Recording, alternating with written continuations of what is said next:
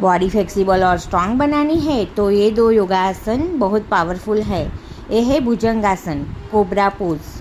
इस आसन में स्पाइन स्ट्रांग होती है, चेस्ट ओपन होती है और बैक पेन में भी बहुत राहत मिल सकती है। ये पोज बेली फैट कम करने में और डाइजेशन इम्प्रूव करने में भी मदद करता है। ये पोज बहुत पावरफुल है। ये है कुर्मासन, टॉर्टोइज पोज। ये एक एडवांस लेवल का योगासन है। इससे हिप्स, इनर थाइस और लोअर बैक में डीप स्ट्रेंथ मिलती है। रेगुलर प्रैक्टिस से बॉडी की फ्लेक्सिबिलिटी बढ़ती है और स्टिफनेस कम होती है।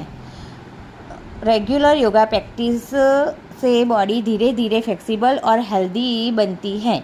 अगर आप योगा सही तरीके से सीखना चाहते हो तो नेहा डिवाइन योगा क्लास को ज्वाइन करो। अगर आपको ये वीडियो हेल्पफुल लगी हो तो वीडियो को शेयर करो, सेव करो और कमेंट में योगा लिखो। Thank you.